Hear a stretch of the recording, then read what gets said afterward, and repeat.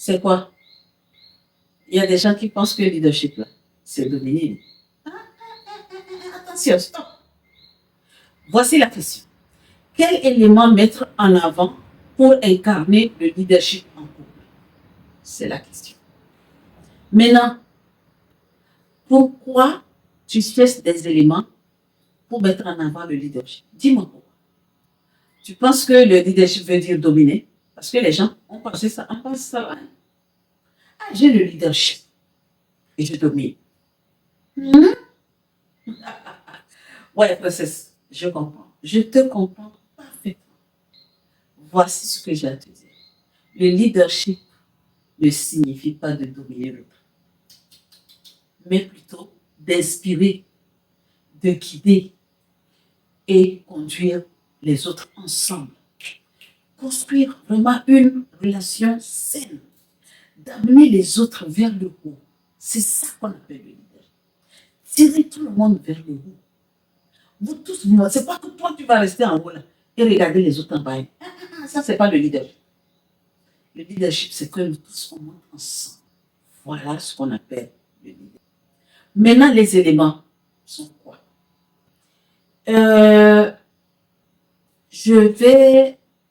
Je voulais vous raconter une histoire et je pense que j'ai beaucoup à dire dans cette. Non, je ne vais pas vous raconter l'histoire aujourd'hui, mais je vais te dire. Voici le premier élément. C'est la communication ouverte. Je vous parle tout le temps de la communication. La communication est la clé et la base. Quand il n'y a pas de communication, il n'y a rien. Il n'y a pas de leadership. Tu ne vas pas venir en tant que leader et ne pas écouter les autres, ne pas prendre le temps d'écouter. Donc, en tant que leader, on écoute attentivement et on exprime ses idées avec clarté. Tu écoutes les autres. Après, tu exprimes tes idées avec clarté. Parce qu'un leader, c'est lui qui amène des fois des idées. Un leader, c'est lui, des fois, que les autres viennent voir. Voici mon idée. Qu'est-ce que tu en penses? Parce que les autres savent que cette personne-là est là pour monter tous ensemble. D'accord? Donc, un leader, c'est quelqu'un qui encourage le dialogue. Il résout des conflits et il aide les autres, avec les autres, ils prennent des décisions ensemble. Un leader ne prend pas les décisions tout seul. C'est ensemble qu'ils prennent des décisions. Donc, avoir le leadership dans ton couple, tu ne vas pas aller prendre des décisions toute seule. Non. Quand il y a quelque chose, eh bien, il faut que tu parles, que tu écoutes, que tu prennes le temps de bien écouter avant de parler. Il y a des gens qui te répondent. Un leader ne répond pas sans avoir pris le temps de comprendre, je n'ai pas dit d'écouter, de comprendre l'autre. Il y a écouter et comprendre. Tu écoutes, tu peux écouter et ne pas comprendre ce que l'autre dit. Mais avant de répondre à l'autre, il faut que tu t'assures, il faut bien t'assurer que tu as bien compris ce que l'autre est en train de dire. Et il faut aussi faire preuve d'habilité. Il faut t'adapter à tout ce que l'autre dit. Face aux défis, si tu ne t'adaptes pas à ce genre de truc-là, tu ne peux pas être un leader. Non. Les leaders s'adaptent à toutes choses. Oui. J'ai dit que je ne vais pas raconter l'histoire, mais ça me titille de vous dire quelque chose. Écoutez-moi très bien. Je vais vous dire, les princesses. Le leadership est né en Afrique. Oui, tu as bien compris. Je dis que c'est né en Afrique. Mais aujourd'hui, les mots du leadership sortent en Europe et tout ça. Ouais, leadership. Mais la façon dont nos grands-parents géraient leur couple, les mamans, les grands-mères, elles avaient le leadership dans leur couple. Parce qu'elles font face à tout ce qui arrive, à toute éventualité, à tout genre de trucs dans le couple. Elles sont là pour relever les défis. Ça, c'est le leadership. Et quand tu regardes bien, regardez, je vous avais déjà parlé de ma famille. Oui, il y a une grande famille dans la cour, la famille, elle est grande. Ma grand-mère était, je vais l'appeler une grand-mère qui avait le leadership. Parce que elle aidait toutes ses belles-filles à monter ensemble. Elle ne privilégiait pas un tel, quoi. Elle ne disait pas que moi, comme je suis la patriarche de la famille, c'est moi qui dois faire ça, mais vous, vous allez faire pour moi. Non. Chaque personne a son jour de commerce dans la famille. Parce que notre famille, on faisait du tchoukoutou dans la famille. Et chaque jour, il y a tchoukoutou dans la famille. Et chaque personne doit avoir son jour de vente. Et quand tu vends et que tu fais beaucoup d'argent, eh bien, c'est ton argent. Tu ne fais pas de l'argent pour aller amener l'autre. Donc, elle avait ça. C'est ça qu'on appelle le leadership. Que de dire, allez vendre pour moi tous les jours, toute la semaine, c'est moi, et vous allez travailler pour moi, vous allez amener l'argent et moi, je vais vous donner. Ça, c'est de rester en haut de la pyramide et regarder les autres en bas. Ça, c'est pas le leadership. D'accord?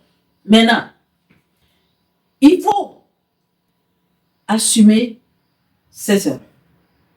En tant que leadership, si tu fais, et en tant que leader, si tu fais des erreurs, assume-les. Il faut savoir vraiment des fois dire, je m'excuse. Je reconnais que j'ai fait ça. Et là, tu vas t'améliorer. Que de rester toujours dire que oui, c'est moi le leader, je peux faire ce que je veux, je m'en fous. Et stop. Stop. En tant que leader, tu dois faire une preuve d'immaturité, de maturité. Tu n'as pas le droit d'être immature. Tu veux être leader, tu veux le leadership dans ton foyer, eh bien, tu dois être mature. OK? Et émotionnellement, tout comme tout. Que ce soit dans les émotions, que ce soit, peu importe, mais tu dois vraiment être mature. Tu dois gérer les désaccords. Avec quoi? Dis-moi. En gérant les désaccords, tu fais ça comment? Avec beaucoup de respect. Tu ne vas pas aller gérer les désaccords en faisant, ouais. D'ailleurs, même un leader gère tout. Désolé. Je peux comprendre qu'il y a des choses que tu ne peux pas maîtriser. Mais prends le temps de comprendre ces choses-là et savoir comment tu dois les maîtriser. Tu peux demander conseil. Hein? Les leaders demandent des conseils. Hein? Oui. Mais voilà, je suis en train de faire ça, mais je ne comprends pas. Mais qu'est-ce que tu en penses? Donne-moi quelques conseils. Oui. Les leaders ont besoin de conseils. Et puis, les leaders, on doit donner de l'exemple. Tu donnes des exemples. Tu dois, les exemples, par exemple, tu es là, je prends un cas. Tu organises une réunion en tant que leader. Et toi, en tant que leader, tu viens en retard. Les autres viennent et t'attendent. Ah, tiens. Je connais une qui va écouter cette vidéo et qui sera contente de comprendre et qui va dire, voilà, j'avais raison. Je vais vous raconter, c'est une brève histoire. Il y a une dame, une fille qui se croyait leader dans toutes choses. Effectivement, elle imposait. Quand on est ensemble là, elle a une imposition, elle s'imposait, elle se disait, oui, je suis cela. Ok, on peut comprendre, c'est très bien. Un jour, on avait une réunion ensemble et on devait se voir à 15 heures. Celle-là, moi, je ne l'appelle pas en tant que leader. Elle ne vaut même pas iota de leader. Elle n'a pas le leadership, je dis. Je m'en fous si elle tombe sur cette vidéo. On va à ce rendez-vous. Le rendez-vous était à 15 heures. Nous, on était tellement occupés. Mais on a tout fait. Ma soeur et moi, on fait tout ce qui est à notre pouvoir pour ne pas être en retard. Et on a pris la voiture ce jour-là. On pensait qu'on était en retard. On a fait quasiment 1h32 pour arriver là-bas. Donc, imaginez, c'était samedi. Mais bon, heureusement que la route était libre. Par contre, on avait notre société à gérer. Et au lieu de fermer la société à 16 heures, ce jour-là, on a choisi de fermer la société à 14 heures et de ne pas être en retard parce qu'on a rendez-vous à 15 heures. On arrive à 15h30. On appelle la leader, notre leader. Ouais, t'es où? Oui, j'arrive. Vous savez à quelle heure cette histoire de leader est arrivée? À 18h. La question que ma soeur lui a posée, dis-moi concrètement, si c'était nous qui étions en retard comme ça, qu'est-ce que tu allais faire? Vous savez ce qu'elle a dit? C'est resté dans la gorge de moi jusqu'à... Bref, je fais une parenthèse. Donc, en tant que leader, tu dois donner l'exemple. Si tu ne donnes pas d'exemple, donc tu n'es pas leader. Oublie le leadership.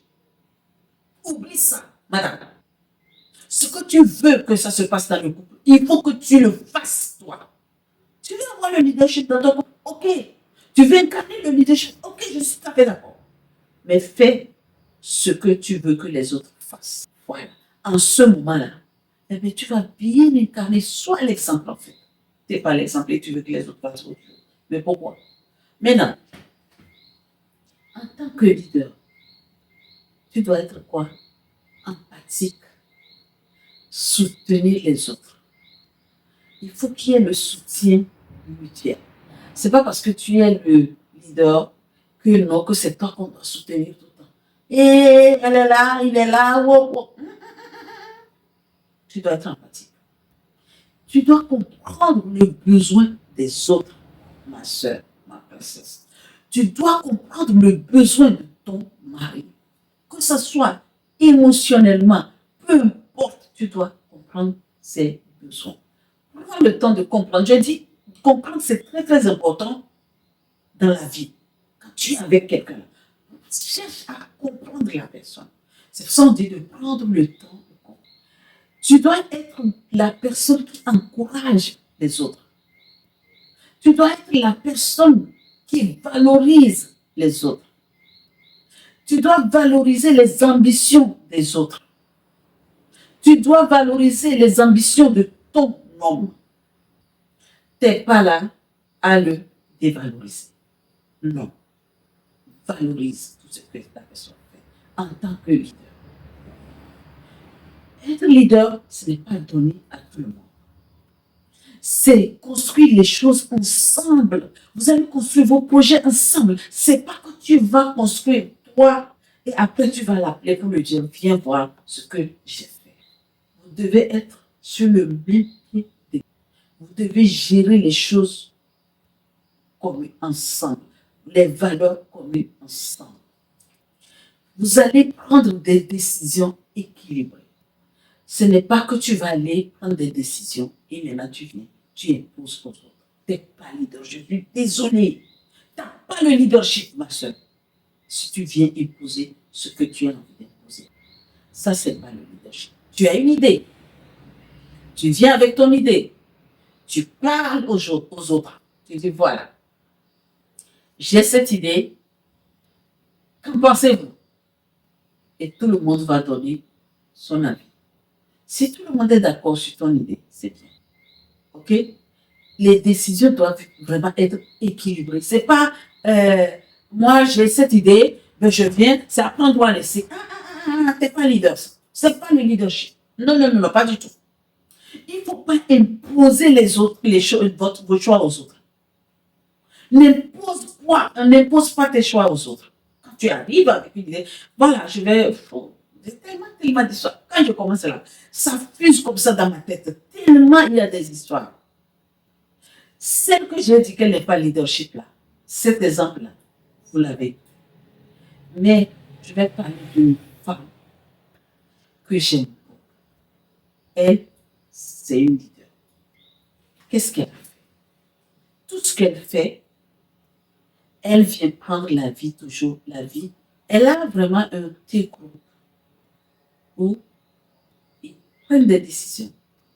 Quand il y a quelque chose, elle vient, elle dit voici. Et c'est toujours elle qui a des idées. Voilà. Excusez-moi, c'est elle qui a toujours des idées. Quand elle vient, elle dit bon, voilà. Voici mon idée. Qu'en pensez-vous? Et il met l'idée sur la table. Elle dit A, c'est trop, cette idée-là, elle est trop élevée. Pourquoi on ne fait pas ceci? Et après, on passe au vote. Des fois, c'est son idée qui passe, en passant par des votes. C'est vrai, celle qui dit que c'est trop gros arrive à s'adapter à la fin. Parce qu'on trouve toujours des solutions. Toujours. Il n'y a que des solutions. S'il y a problème, il y a solution.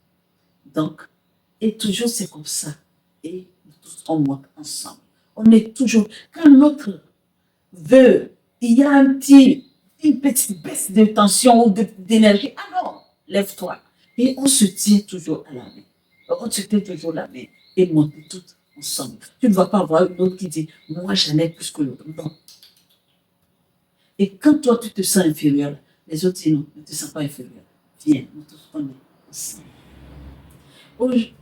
Aujourd'hui, j'ai suivi un témoignage d'une fille, d'une Mélanie comme moi. Et il y avait une visioconférence que je me suis inscrite là-dedans. Et quand on s'est connecté, je vois qu'on était à plus de 140 personnes à cette visio. Mais c'est la première fois que je me connecte. Mais j'ai checké pour voir est-ce qu'il y a même semblable dans cette visio. Mais je n'ai pas vu. Checké. Mais bon, il y en a d'autres qui ont mis des caméras, d'autres qui n'ont pas mis de caméras. J'ai dit, ok. Quand j'ai checké là, j'ai vu que les coups cassés seulement. J'ai vu que ça, jusqu'à la fin. J'ai checké tout pour voir. Ceux qui ont des caméras, je les ai vus, mais dans les caméras, il n'y a aucune Mélanie. Il n'y a aucune personne Mélanie. Et je dis, mais mon Dieu, comment ça se fait que moi, je me retrouve dans une visioconférence? Donc, je pense que ce n'est pas moi. S'il n'y a pas mes semblables, donc ce n'est pas moi. Et j'ai dit non. Je vais écouter quand même. Et il y a les personnes qui ont organisé cette visioconférence, la mamie qui a pris la parole avec celle qui est la patriarche de cette communauté, elle va avoir 75 ans. Mais quand elle parle, c'est qu'elle a 20 ans. Elle a fait son témoignage. Mon Dieu. J'ai même versé les larmes. Mais un jour, je verrai ce témoignage. Ça n'a rien à voir avec cette vidéo aujourd'hui. C'est pour ça que je ne vais pas faire son témoignage. Mais je vais faire le témoignage de la fille pour parler sur le leadership. Et maintenant, vers la fin, il y a une des formatrices, donc la fille du patriarche, qui dit, je vais donner la parole à une qui va faire son témoignage, qui était au plus bas, et voilà aujourd'hui là où elle est. Et je trouve que c'est une semblable à moi. Elle a dit quelque chose, et j'ai dit, ça, c'est leader. Ces gens-là, ce sont des leaders. Elle a dit que j'ai beaucoup fait des formations dans la vie. Je me suis formée. À chaque formation, on voit toujours le gourou qui est en haut, qui a toujours de l'argent, qui ne prend pas le temps d'écouter les autres. OK? Mais dans cette formation, je me suis sentie à l'aise. Déjà, pour commencer la formation, je me demandais comment est-ce que ça ne sera pas pareil de ce cas, alors que je suis au plus bas et je n'ai pas de moyens pour faire la formation. Elle se disait comme ça. Mais elle s'est dit, je lui ai dit, why not? Je vais y aller. Il faut même aller faire un crédit. Je vais aller faire un crédit pour faire cette formation. Ça sera l'ultime formation que je vais faire. Et si ça ne passe pas, c'est fini. Ce n'est plus pour moi. Mais elle a pris la formation. Et c'est là qu'elle a compris que là-bas, il n'y a pas question que tu es en bas. C'est que c'est tout le monde qui monte ensemble. Elle a vu qu'on l'a tenue avec elle se sentait inférieure. On dit non, non, non, non, tu n'es pas inférieure. C'est pas parce que nous sommes des formateurs que nous nous sentons. Nous sommes des plus hauts que toi. Nous tous, on monte ensemble. Là, je parle du leadership dans le couple, mais je donne ces exemples pour comprendre que le leadership ne veut pas dire que moi, je suis en haut. Même je parle dans mon équipe. Même mon mentor ne m'a pas mis en bas. Et quand il fait des formations, il y a une interaction. C'est un formateur, mon mentor. Quand nous faisons des formations avec lui, il y a une interaction. Il n'y a pas question que vous êtes des élèves et que moi, je suis en haut. C'est moi qui vais parler jusqu'à la fin. Il y a on part, on se dit. Et puis, des fois même, on a des choses à dire. Donc, Le leadership ne veut pas dire que je suis là pour dominer les autres. Madame, si tu veux vraiment incarner le leadership dans ton foyer, il va falloir que tu te mettes au même niveau que ton partenaire, que ton mari ou que ta femme. Je parle des femmes, que ta femme et ton mari, parce que c'est les femmes qui aiment toujours incarner le leadership. Et c'est normal, parce que la femme, elle a ça en elle dans un foyer. Mais cela ne veut pas dire de dominer ton mari. D'accord? Donc, j'ai tellement parlé, princesse, toi qui m'écoutes, et que tu as réussi à incarner le leadership dans ton foyer. Parce que j'ai dit que si, il faut que je continue là, jusqu'à demain matin, je n'ai pas encore fini. Parce que j'aime parler. J'aime ça. J'aime voir où tout va bien. Et quand ça va à la dérive, il faut en parler. D'accord? Donc c'est pour ça que je m'arrête là. Et je vais te demander, toi, princesse qui m'écoute, et que tu as réussi à incarner le leadership, parce que c'est toi la princesse, c'est toi la maman, c'est toi qui détiens les clés du foyer. Quelles sont les stratégies que tu places? Quels sont les éléments que tu as mis en avant pour pouvoir incarner ton leadership? Maintenant, toi, tu veux vraiment ça, le leadership dans la famille, dans ton foyer, que tu n'y arrives pas. Eh bien, écoute, sois à l'écoute. Et comme je dis, le leadership n'est pas donné à tout le monde. Il faut avoir le cran, il faut être debout, il faut être à l'écoute.